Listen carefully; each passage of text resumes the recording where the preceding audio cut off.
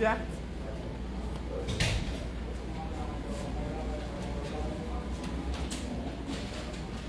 Dios les bendiga, hermanos.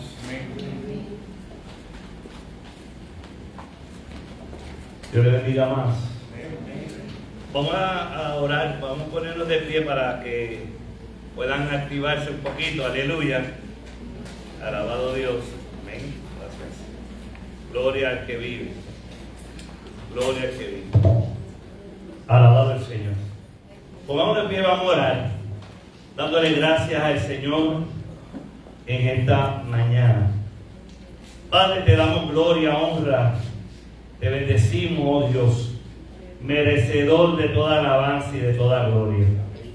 Señor, en esta mañana te presentamos esta parte, Dios mío, el estudio de tu palabra. Te pedimos, Dios mío, que nos dé discernimiento de nuevo de tu palabra y que no seamos simplemente oidores, que seamos hacedores de tu palabra. Te damos gracias, Señor, en el nombre poderoso de Jesús. Amén. Y amén. Gloria a Dios. Gracias, hermano. Gracias, pastora. Amén. Bien, hermanos, hoy vamos a estudiar la lección número 7 y en las verdades. Aquí yo le estoy poniendo el tema de hoy, las verdaderas riquezas del creyente. ¿Verdad? Para los que no tienen cuaderno, nos vamos a ubicar en la palabra del Señor, en la epístola a los Efesios, capítulo 1, versículos 7 al 13. Alabado sea el que vive.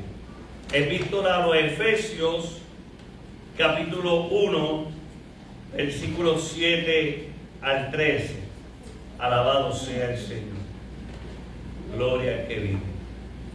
Bien, hermano, y como es un estudio bíblico, vuelvo a repetirle, puede hablar, puede preguntar, hacer un comentario, ¿verdad? Y ahí le tengo a los que, ¿verdad?, llegan, está la versión, y buscamos la Biblia. Efesios, capítulo 1, versículos 7 al 13. Alabado sea el que vive. Gloria al que vive. Santo es Jehová. Y dice la palabra del Señor: en quien tenemos redención por su sangre, el perdón de pecados según las riquezas de su gracia, que hizo sobreabundar para con nosotros en toda sabiduría e inteligencia, dándonos a conocer el misterio de su voluntad, según su beneplácito, el cual había propuesto en sí mismo, lo de reunir todas las cosas en Cristo, en la dispensación del cumplimiento de los tiempos, así las que están en los cielos como los que están en la tierra. En él, asimismo, tuvimos herencia, habiendo sido predestinados conforme al propósito del que hace todas las cosas, según el designio de su voluntad, a fin de que seamos para la alabanza de su gloria, nosotros los que primeramente esperamos en Cristo. Él también, vosotros, habiendo oído la palabra de verdad, el evangelio de vuestra salvación, y habiendo creído en él, fuiste sellado con el Espíritu Santo de la promesa. Wow, hermano, uno lee esto y es bien poderoso lo que acabamos de leer. Y viendo y leyendo esta porción, llevamos a unas verdades que son importantes que entendamos. Cuando nosotros vemos el tema central de la Biblia, ¿cuál es? ¿Por qué usted cree que la Biblia, tenemos la Biblia, por qué usted cree que tiene ese libro ahí? ¿Qué? Es una guía. Es la verdad. ¿Qué más? Salvación. Es vida. La salvación. Es salvación. Es la palabra de Dios, ¿verdad? Es la palabra de Dios que nos presenta el plan de salvación del hombre, ¿verdad? En toda ella, luego de eso, nos presentan la condición de ser humano. Qué bueno saber que Dios nos presenta hombres y mujeres de Dios que cometieron errores, que en algún momento fueron débiles, pero a pesar de todo eso, Dios tuvo misericordia. Y vemos casos y personas que fueron bendecidos, como otros que fueron desobedientes y hallaron el castigo de su desobediencia. La Biblia es la palabra de Dios y nos enseña la verdad. El hombre tiene que ver que hay, ¿verdad? Y yo quiero decirle que hay un solo camino. Lo dice en Juan capítulo 14: yo soy el camino, la verdad y la vida. Ahí está presentado el sendero de la gracia, ¿verdad? En ese texto bíblico vemos el sendero de la gracia. Para aquellos que les interese, el viernes nosotros vamos a estar dando un estudio bíblico a la iglesia de Jayuya, donde vamos a comenzar todos estos viernes a hablar de lo que es el sendero de la gracia. ¿Sí? Y para aquellos hermanos que quieran mi número de teléfono, lo pueden apuntar por si me necesita para algo: 787-800-6491. Usted me llama a la hora que sea. Si necesita oración, si necesita apoyo, lo que usted pueda entender que le necesita de mí. 787-800-6491. Quería dárselo, ¿verdad? Porque 787, gracias, 800-6491. En confianza nos puede llamar. Amén. 787-800-6491. Sí. Amén. Ahora bien, 800-6491. Dicho eso, hermanos, cuando hablamos de el estudio de hoy, hablamos de redención. ¿Qué es la redención? ¿Cuáles son los términos de la redención? Y viendo desde el punto de vista que la Biblia nos lleva a la salvación.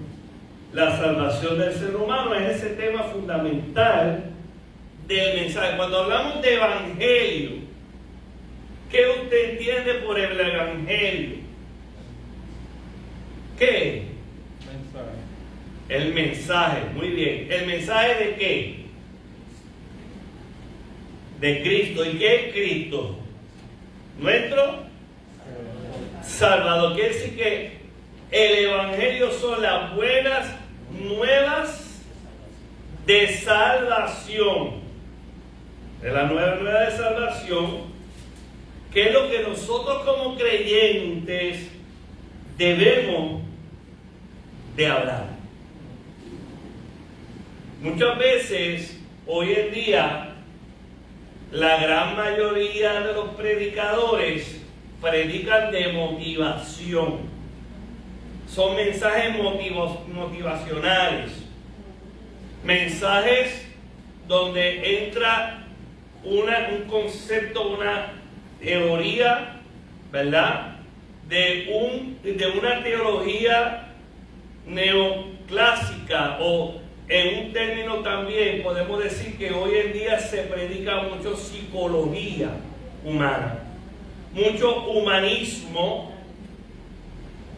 se utiliza lo que es ese fundamento filosófico del relativismo, que aunque nosotros no lo vemos directamente, pero sí lo hay, y se ha perdido la esencia de lo que es el Evangelio, porque se habla más de lo que te motiva y de qué cosas tú puedes alcanzar, y no se habla de la salvación, y que el hombre que no se arrepiente de sus pecados no alcanza el perdón de ellos, no alcanza salvación.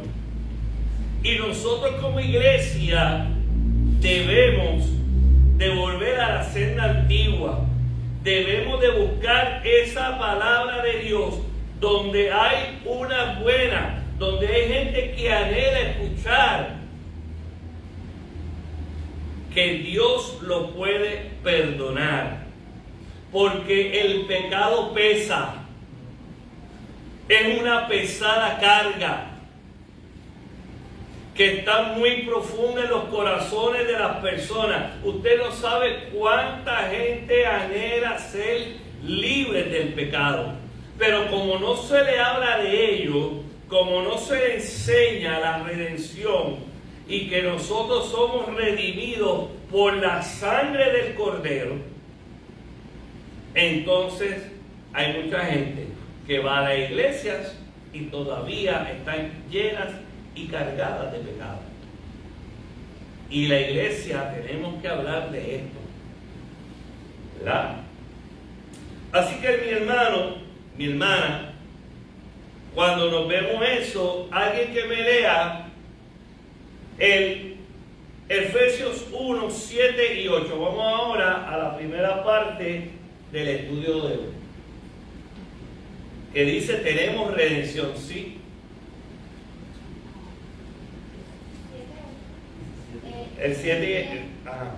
En quien tenemos redención por su sangre, el perdón de pecados, según las riquezas de su gracia, que hizo sobreabundar para con nosotros en toda sabiduría e inteligencia. Ok. Fíjense que Pablo ahí comienza a utilizar un término que es redención. La redención. Y cuando nosotros vemos eso de redención, él dice en ese versículo: en quien tenemos redención por su sangre. Cristo tenía que ir a la cruz. Cristo tenía que derramar su sangre, porque Él iba a pagar un alto precio, ¿verdad? Así que tenemos, como dice aquí, redención. ¿Y cómo?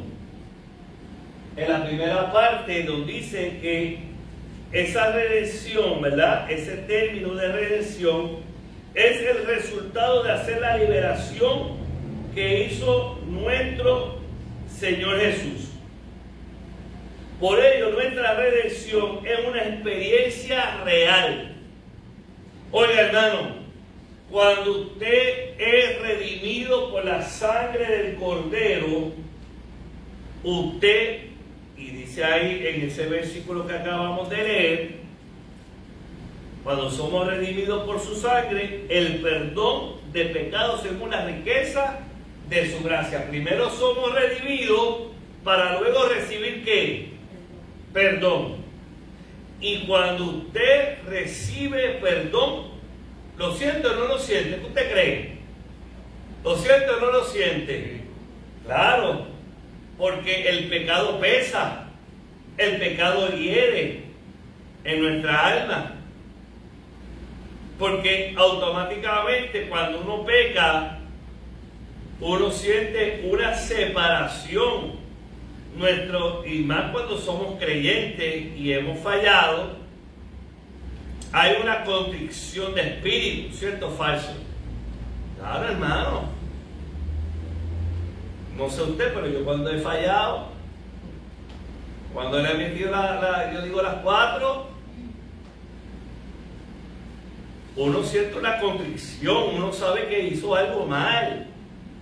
Hay una pesada carga, hay resentimiento, le da depresión a uno, no sé usted, pero a mí me da. Y yo dije, ay, fallé por un descuido, ¿verdad? Qué bueno es tener un Dios que nos perdona. Amén. Pero es importante saber, hermano, que esa palabra de redención como adopción es un término legal. ¿Por qué? Porque cuando el hombre falló, cuando el hombre cometió el pecado, es separado. Por eso hubo una separación. Cuando el hombre estaba en el huerto del Edén, ¿podía tener contacto con Dios, sí o no? Sí. ¿Sí? Y veía a Dios, ¿sí o no? Y en el mensaje de la pastora dice en Éxodo que cuando uno de los hombres que tuvo una relación tan y tan directa con Dios como Moisés, y Dios le dice, no puede ver mi rostro, porque si ve mi rostro ciertamente que morirá. Aún siendo amigo, aún teniendo esa intimidad, no podía tener eso porque había algo que era ¿qué? Pecado. Porque todavía Moisés no había sido redimido por la sangre de Cristo, porque Cristo no estaba en la escena. Por lo tanto, había todavía esa separación. Él no podía tener ese contacto. Ahora, nosotros espiritualmente lo podemos tener. ¿Tú te crees? No lo voy a ver, pero lo voy a ¿qué? Sentir. Lo voy a sentir. Y voy a sentir su gracia. Y puedo tener un contacto. Dice que podemos entrar al lugar santísimo. Cuando tenemos ¿verdad? Cuando somos redimidos, cuando hemos sido salvos, cuando vivimos para el Señor. Entramos a lo profundo. Qué bonito, hermano, sería que todos nosotros deseáramos realmente llegar a ese nivel de entrar a lo profundo del Señor. Eso se logra cuando nosotros adoramos a Dios en espíritu y en verdad. No con tiempo, no con prisa, no con cargas, sino que podamos nosotros realmente entender que a Dios vamos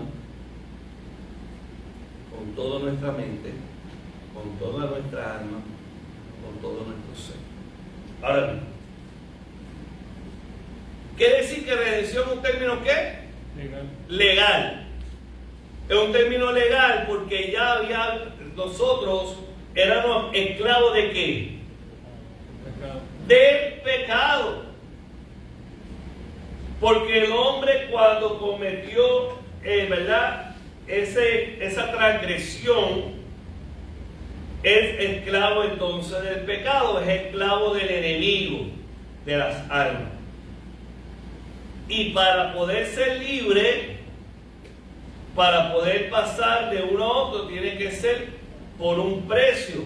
Y ese precio es la sangre. Le voy a pedir a Joelo que me busque el Levítico capítulo 25, versículos 47 al 52. Levítico 25, 47 al 52.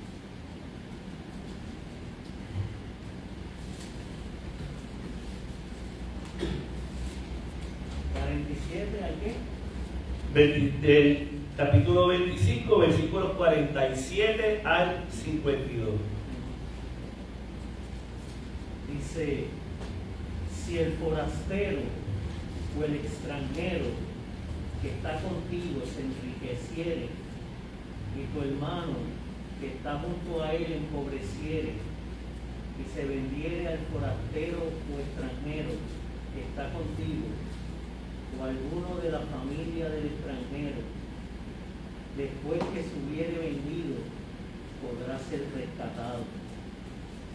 uno de sus hermanos lo rescatará, o su tío o el hijo de su tío lo rescatará, o un pariente cercano de su familia lo rescatará. O si sus medios alcanzaren, él mismo se rescatará. Hará la cuenta con el que lo compró, desde el año que se vendió a él hasta el año del jubileo, y de apreciarse el precio de su venta conforme al número de los años, y se contará el tiempo que estuvo con él conforme al tiempo de un criado asalariado. Si aún fueren muchos años, conforme a ellos devolverá para su rescate del dinero por el cual se vendió. Y si quedare poco tiempo hasta el año del jubileo, entonces hará un cálculo con él y devolverá su rescate conforme a sus años. Hasta ahí. Muy bien. Fíjese que ahí está hablando de un término legal, y normalmente sucede, en este caso, que la gente, si por ejemplo yo cogía prestado y yo no pagaba mi deuda, yo pasaba de ser un hombre libre a un esclavo, porque yo tenía que pagar esa deuda, ¿verdad? Nosotros, cuando el hombre falla, adquiere una deuda, es una deuda del alma. Y como vemos aquí el aspecto legal, un familiar tenía que ir, y se tenía, ¿verdad?, los recursos, iba y pagaba la totalidad de su deuda. Había un término que era el tiempo del jubileo, que era cada cierto año, ¿verdad? Y la gente, cuando era el tiempo de jubileo, se quedaban automáticamente saldas las deudas, ¿verdad? Ahora bien, este término que se está hablando es el término o la forma en que se saldaban aquellas deudas que la gente adquiría. Por eso era cuidadoso no coger prestado, porque entonces se iba esclavo no solamente él, se iba la mujer y se iban sus hijos. Por eso en el caso de la viuda, cuando tenía deuda, ¿quiénes iban a ir esclavos? Sus hijos. Entonces, el pecado nos endeuda, y tiene que ser el precio de la sangre de Cristo para libertarnos de esa esclavitud. Ahora bien, dicho eso, hermanos, ¿algún comentario, pregunta hasta ahí? ¿Estamos bien? Ajá, hermano. En el caso, por ejemplo, humano, no cristiano, cuando una persona transgrede la ley, tiene que pagar. Ese es su pecado, tiene que pagar y tiene que saldar, se dice, la cuenta que tiene con la sociedad, que puede ser 1 año, puede ser 100 años, puede ser toda su vida, dependiendo de la magnitud del pecado. Y en la cuestión religiosa, ya alguien pagó por esos pecados. Y que en el caso del hombre, la culpa era real, ¿sabes? La culpa era verdadera. Nosotros somos culpables, todos nosotros éramos culpables, castigo. Y como pasa, ¿verdad?, tiene que haber un pago de ese pecado, de esa falta, porque todos nosotros hemos pecado. Ahora bien,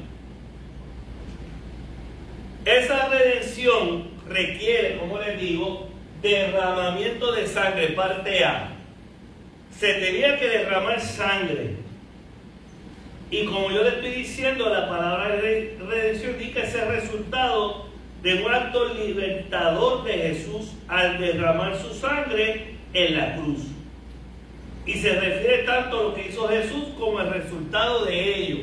Por eso Jesús, cuando estaba en el Getsemaní, ahí fue donde se dio la gran decisión. Usted no cree, pero analice, ahí se dio una batalla mental y espiritual, porque Jesús sabía lo que iba. Jesús no estaba, ¿cómo dice la palabra? Ajeno a lo que iba a pasar.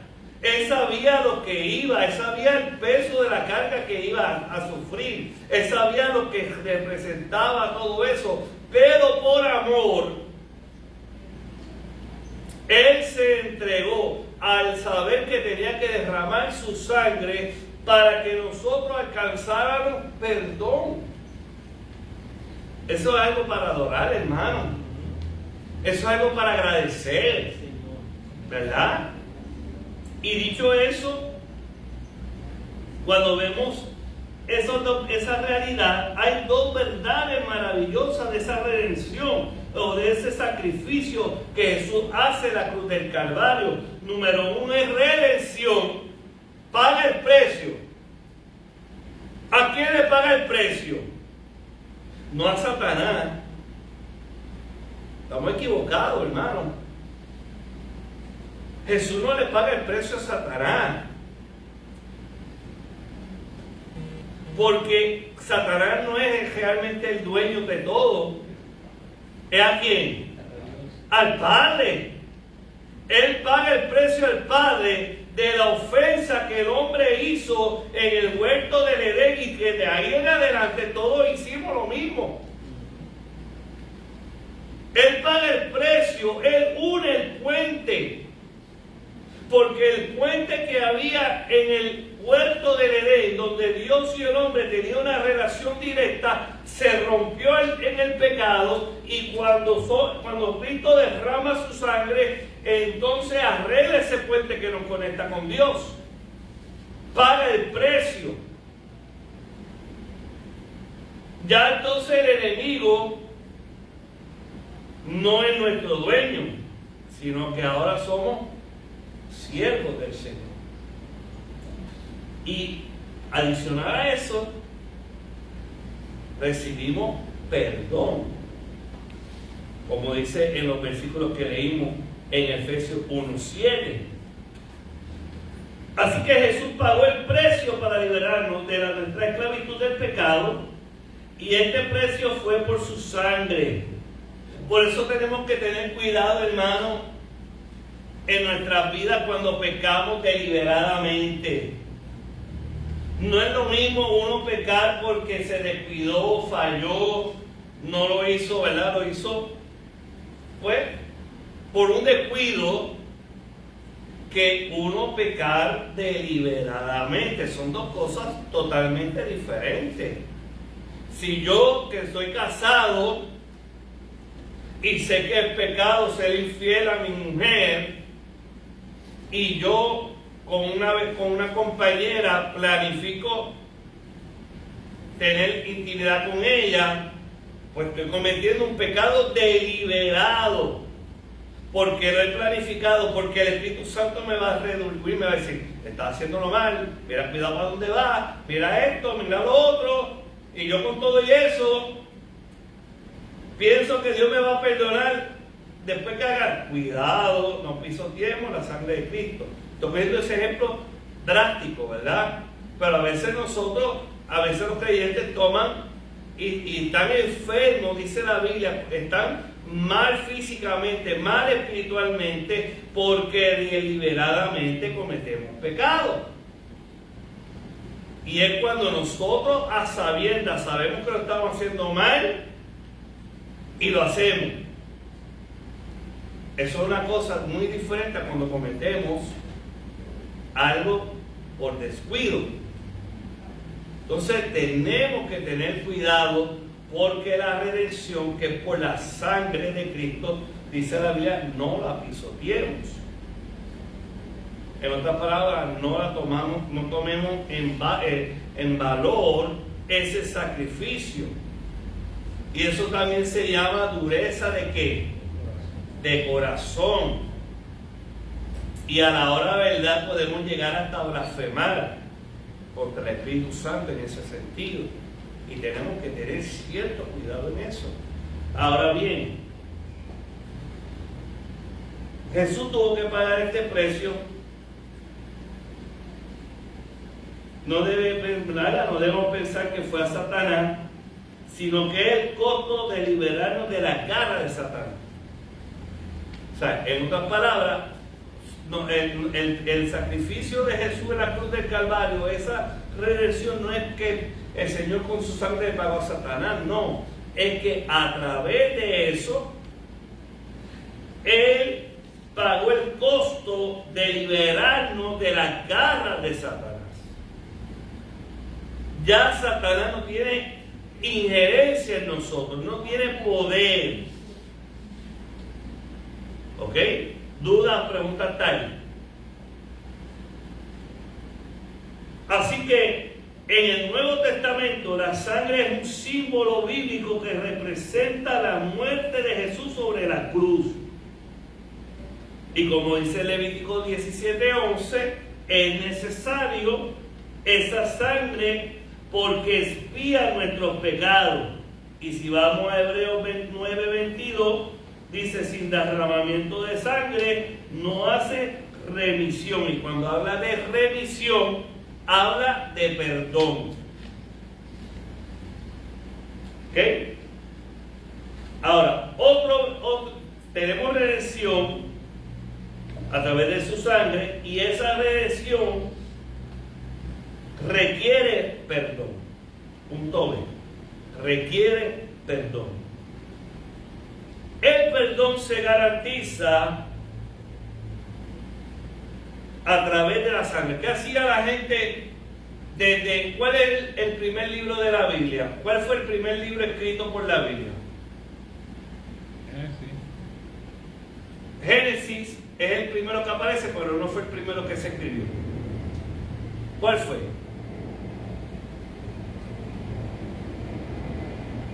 Te invitamos, vamos al curso vamos a empezar para los que no han terminado, vamos a ver si podemos comenzar el Instituto Bíblico. Pero cuando usted estudia el Instituto Bíblico, usted va a darse cuenta que el primer libro escrito, el más antiguo que aparece en la Biblia, es Job. Es el libro más antiguo de todos. Y Job, ¿qué decía Job en el capítulo 1? A favor de sus hijos, ¿qué hacía? Oraba y ¿qué?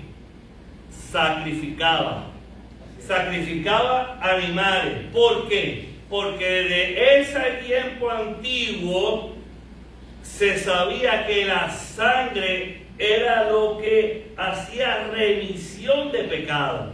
Y él sacrificaba, en verdad, animales y vertía la sangre y adoraba a Dios por el perdón de sus hijos, por si uno de ellos hubiese pecado, dice Job capítulo 1. Así que el primer libro escrito, conocido, que tenemos en nuestra Biblia, que es Job, nos enseña que desde ese principio ya la gente sabía que la sangre era necesaria para el perdón de nuestros pecados. Por eso luego el Señor instituye en todo lo que es la ley el sacrificio de animales, no para perdonar, porque cuando la gente sacrificaba los animales no se perdonaba pecado. ¿Qué hacía? Los cubría. Dios como que ponía una capa ahí para que tú no lo veas. Es como cuando, es un comentario, cuando uno quiere a veces que va a visita y uno quiere tapar algo que la gente no lo vea, porque, ¿verdad? ¿Qué hace uno? Va debajo de la alfombra. Lo pone debajo de la alfombra, eso no es tanto, ¿verdad? O pone algo para tapar para que la gente no lo vea. Eso hacía Dios. Dios no lo perdonaba, Él tapaba para que su ira no sé qué, no se levantara, ¿verdad? Pero era una simbología de lo que Jesucristo iba a hacer en la cruz del Calvario en cuanto a la redención.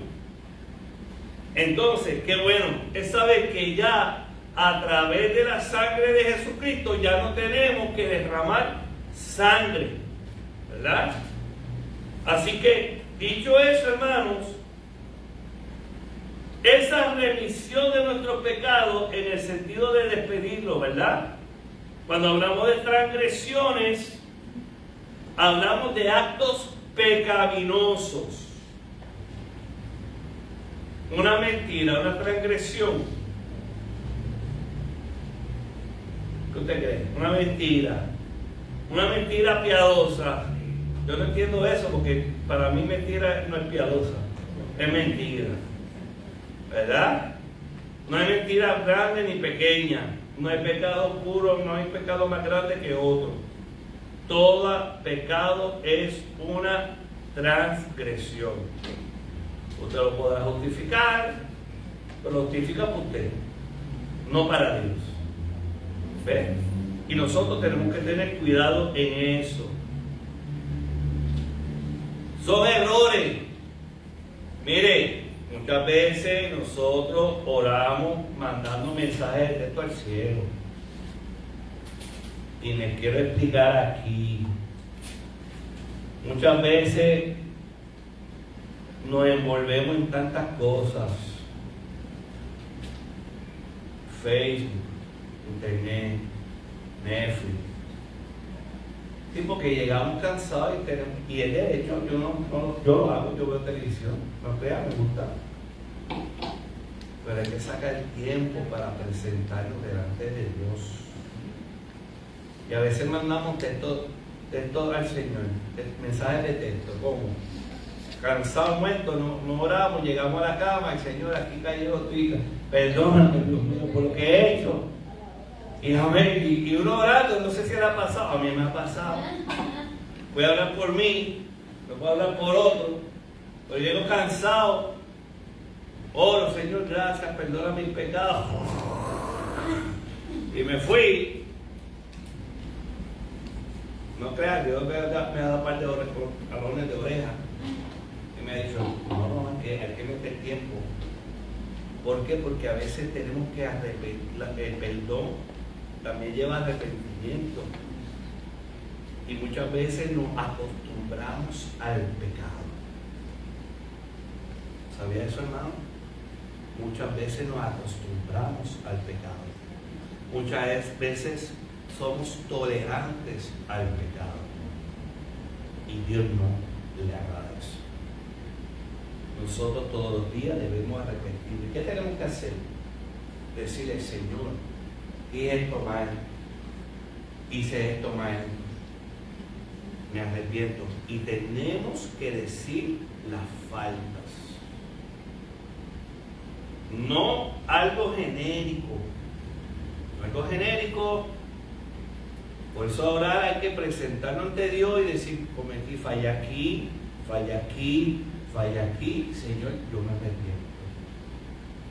Y de vez en cuando, dígale al Señor, escudriñame si en mí hay camino de perversidad, porque a veces se nos olvida. A veces a lo mejor yo hice algo y yo pensé que no fue mal, porque estamos bien acostumbrados, hermano.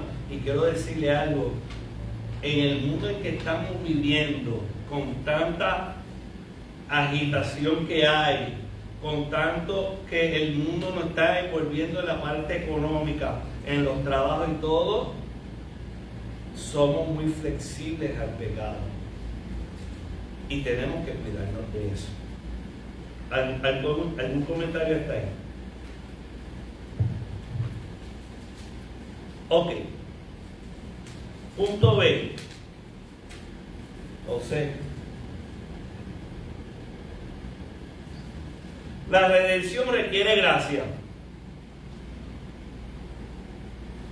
Y cuando hablamos de gracia, hablamos de ser regalo. De eso que el Señor hizo. Porque, mire, hermano, la realidad es que ninguno de nosotros, por más que queremos, podemos ser salvos por nosotros mismos. Y ahí entra el sendero de la gracia. Hay un camino, que es la gracia previniente, que nos quiere decir, es un término de Juan Wesley, de nuestra teología arminio-wesleyana. Si vamos a los hermanos, otros hermanos lo ven desde otro punto, pero nuestra teología arminio-wesleyana nos dice que nosotros ahí en el pecado, nosotros no podemos tener injerencia. En otras palabras, nosotros no, por nuestra propia fuerza podemos decir yo quiero a Dios, o yo voy a ser salvo. No, el primero que tiene que dar el paso, el primero que empieza a mover las cosas para que nosotros alcancemos su gracia, es el Señor. Él toca a la puerta, no yo toco a la puerta. No, mire la diferencia. No es lo mismo yo toco a la puerta y Él me abre y yo entro. Eso es muy diferente a que Él toca la puerta, yo abro y Él entra. Ahí vemos gracia previniente.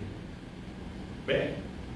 Luego es el camino. ¿El que es el camino? En la salvación. Esa gracia salvífica. Todo eso yo lo voy a ir explicando el viernes.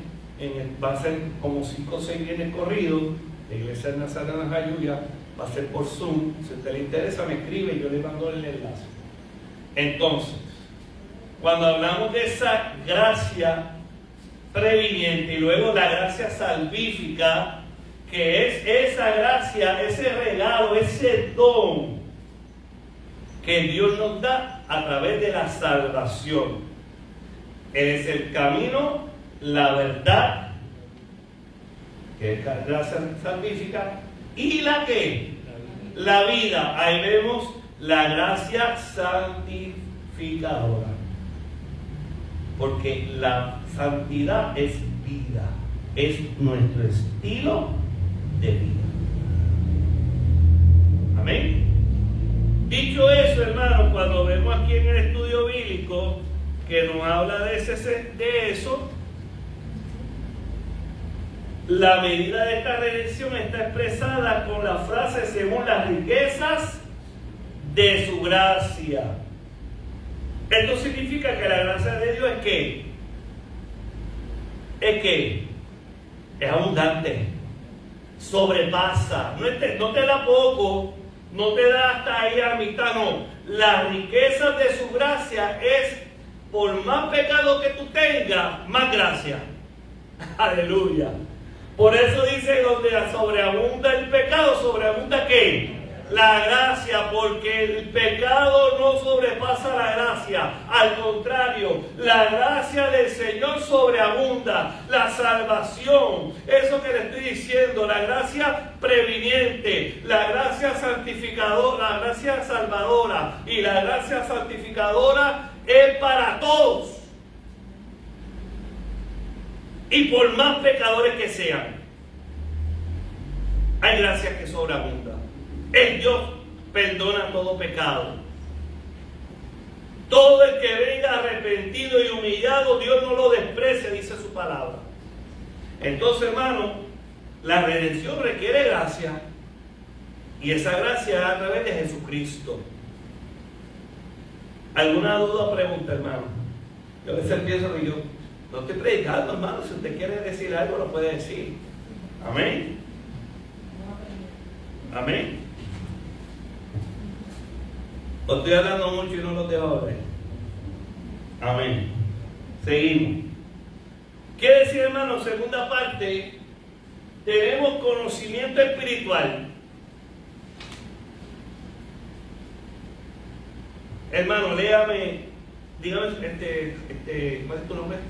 Julio, perdóname. Julio, Efesios 1 del 8 al 10.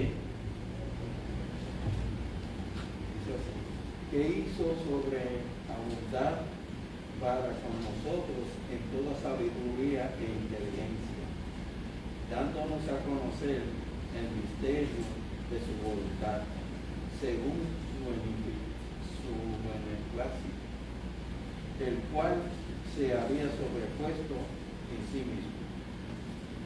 ¿No te acuerdas? Hasta el 10.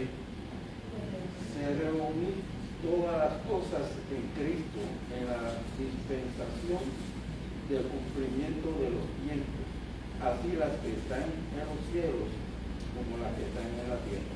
Amén. Fíjense, hermano, mire esta versión que yo les voy a poner ahí en la pantalla. Esa es la versión Reina Valera contemporánea. Me gusta mucho porque es del lenguaje actual. Y me gusta cómo empieza ahí en el versículo 8, que dice: lo cual desbordó sobre nosotros en toda sabiduría y entendimiento. Mire, es como esto. Fíjense como yo lo veo yo, a ver si usted lo ve igual que yo. Él no dice que derramó un poquito. ¡Fua! Es como que Dios derramó un gran torrente de ¿qué?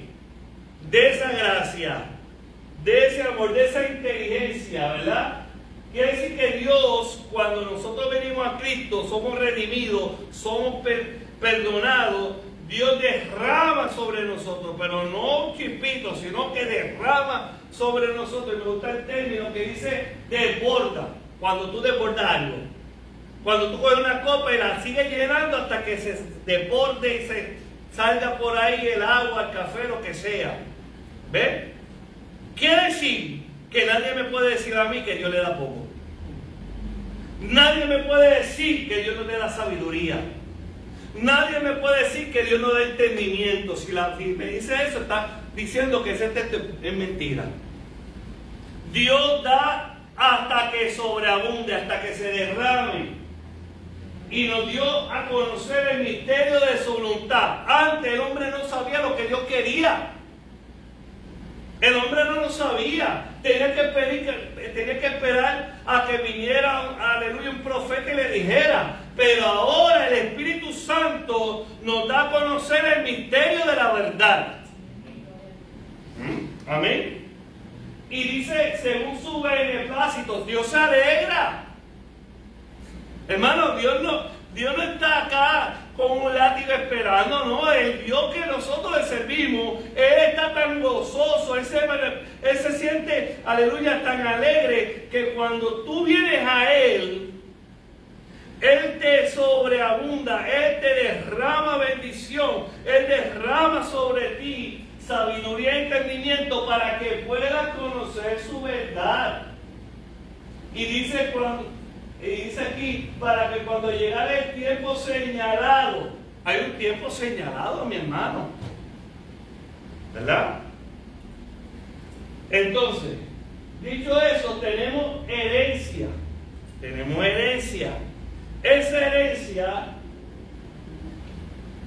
como hijo adoptivo. Ya pasamos de ser criaturas a ser hijos de Dios. Esto lo habíamos hablado anteriormente, ¿verdad? Así que ya empezamos a ser hijos de Dios. Es un término legal.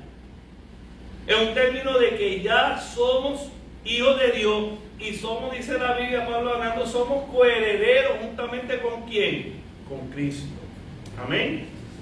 Número B dice el estudio, usted lo puede ver, es herencia porque fuimos predestinados. Todos alcanzamos y somos predestinados. Es una porción definida de antemano. El Dios de los cielos dijo: yo le voy a dar hasta que sobreabunda. Nos predestinó a eso. Amén. Y nos da esa porción escogida de parte de Dios, porque dice que somos predestinados para estar con Él. A donde quiera que Jesús esté, yo estaré. Eso es predestinación.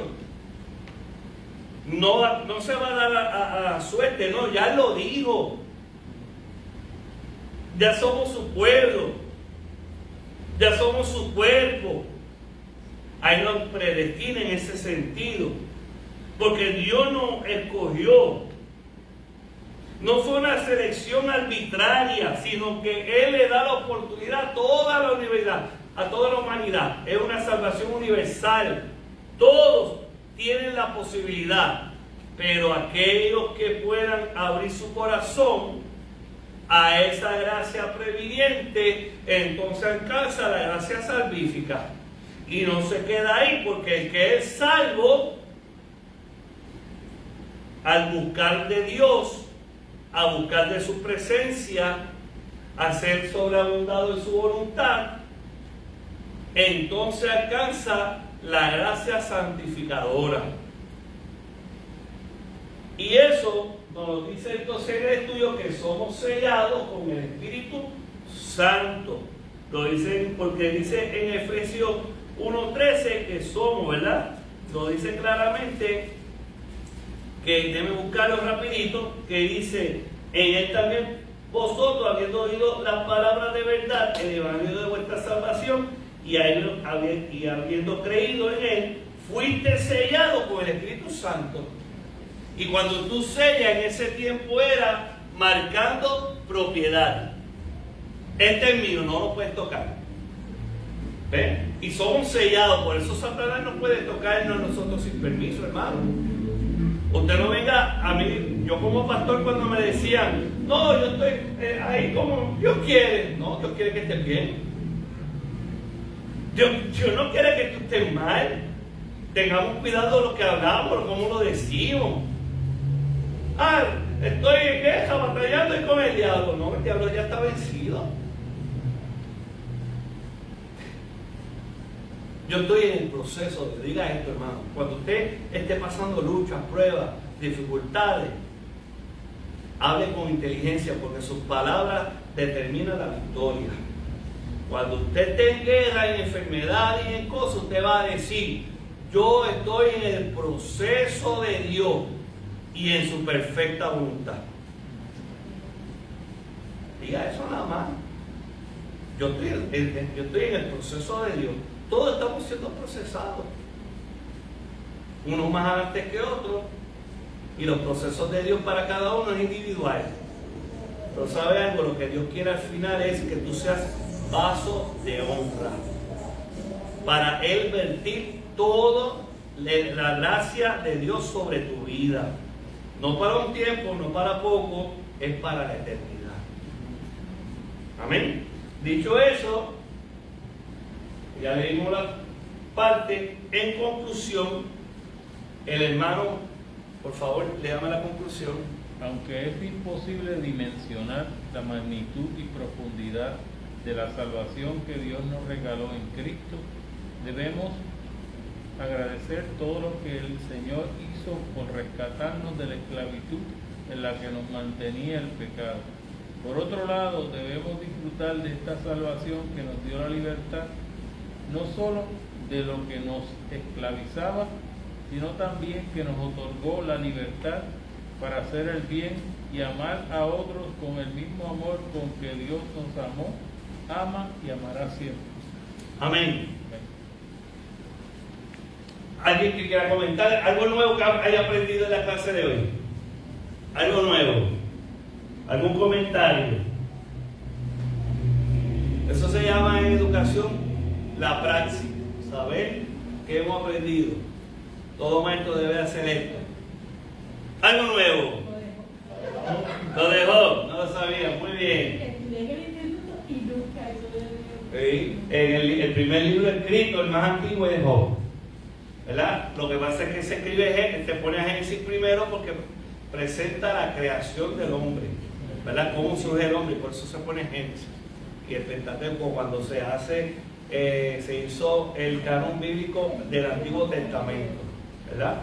Pero el libro más antiguo conocido es de Job. Y es interesante porque plantea lo que el hombre pasa y por qué el hombre bueno pasa pruebas y lucha. Usted se pregunta: ay, porque si yo no hago ningún problema, o soy un hombre de Dios, una mujer de Dios, que le sirvo a Dios, ¿por qué me está pasando esto? ¿Por qué la enfermedad? ¿Por qué la crisis? ¿Por qué la escasez? ¿Por qué estoy pasando tantas situaciones? ¿Sabe algo? Te tengo buena noticia. Está en el propósito de Dios. Dios te está procesando para su gloria, para su honra. Porque ¿sabe algo? Job no pudo haber dicho lo que dijo al final. De oída te había conocido, pero ahora mis ojos te ven. Eso significa ¿que qué? No es lo mismo el milagro de otro que el milagro mío. No es lo mismo que Dios me proveyó a mí en tiempo de escasez que ver a otros que Dios los procesa o los bendice. Yo soy testigo del poder de Dios. Amén. Pongámosla de pie, vamos a orar. Ay, yo siento su presencia, hermano. Aleluya. Alabado Dios, santo es Jehová. Padre, en este momento siento que hay alguien que tiene mucho dolor. Un dolor en el estómago, en su intestino. Padre, en el nombre del poderoso de Jesús, yo te pido que tú traigas salud. Yo te pido, Padre, que tú pongas salud en el nombre de Jesús. Todo malestar, toda dolencia, yo la reprendo en el nombre de Jesús. Yo te pido, Padre, que seamos llenos de tu gracia y de tu amor. Gracias por tu palabra. Gracias por este estudio y por cada hermano. Y te pedimos, Padre, que nos lleves con bien a nuestros respectivos hogares, con la bendición del Padre, la del Hijo y la del Espíritu Santo. Y el pueblo de Dios dice: Dios les bendiga, hermanos, salúdense en el amor de Cristo.